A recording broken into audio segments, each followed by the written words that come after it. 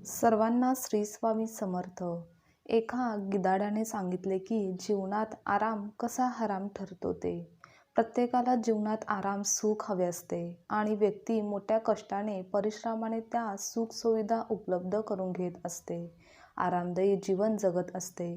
पण या आरामाची इतकीही सवय लावून घेऊ नये की आपण आपली भूमिका आपले अस्तित्वच विसरून जाऊ. तर आज आपण एका कथेच्या माध्यमातून आराम कसा हराम ठरू शकतो, तो आपले अस्तित्व कसे मिटवून टाकतो हे पाहणार आहोत. गिधाडांचा समूह घनदाट जंगलात राहत होता. गिधाडे कळपात लांबवर उडून शिकार शोधत असत. एकदा गिधाडांचा समूह एका बेटावर पोहोचला, जेथे बरेच मासे आणि बेडूक होते. या बेटावर गिधाडांनी राहण्यासाठी सर्व सोयी उपलब्ध होत्या. आता सर्व गिधाडे खूप आनंदी झालीत आणि आनंदाने त्याच बेटावर राहू लागली. आता ना कुणाला रोज भक्ष्याच्या शोधात बाहेर पडावं लागत होतं, ना कसलीही मेहनत करावी लागत होती. फक्त रात्रंदिवस गिधाडे मौजमजा करत होते आणि कोणतेही काम न करता रिकामे पडून होते.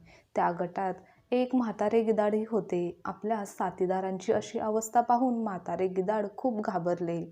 गिधाडांना इशारा देताना ते म्हणाले की, मित्रांनो, आम्ही गिधाडे उंच उडणारी, अचूक लक्ष आणि उत्कृष्ट शिकारी म्हणून ओळखले जातो.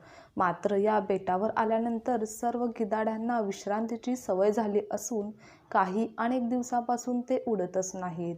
वृद्ध गिधाड म्हणाले की या सर्व गोष्टी आपल्या क्षमता आणि भविष्यासाठी घातक ठरू शकतात. त्यामुळे आपण आजच आपल्या जुन्या जंगलात परत जाऊ.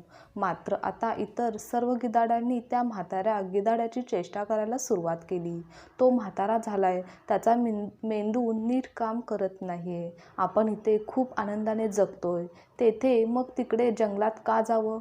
असे म्हणत सर्व गिधाडांनी जाण्यास नकार दिला. पण म्हातारे गिधाड परत गेले.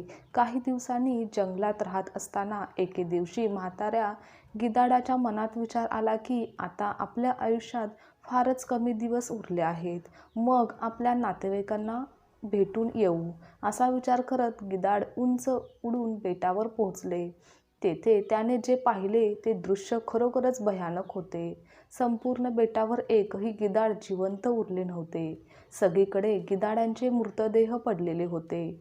अचानक वृद्ध गिधाडाच्या नजरेस एक जखमी गिधाड पडलेले दिसले.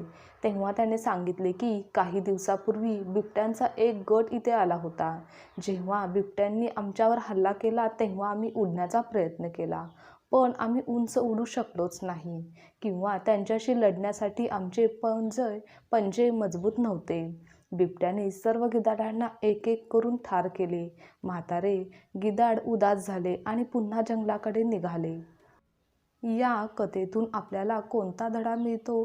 तर जर आपण आपली शक्ती आणि अधिकारांचे संरक्षण केले नाही तर आपण हळूहळू ते गमावतो आणि आरामदायी जीवन जगताना आपण हे विसरतो की आपल्याला जे काही मिळाले आहे ते मोठ्या त्याग आणि परिश्रमाने मिळवलेले आहे आणि आपण त्याचा आदर आणि रक्षण हे केलंच पाहिजे.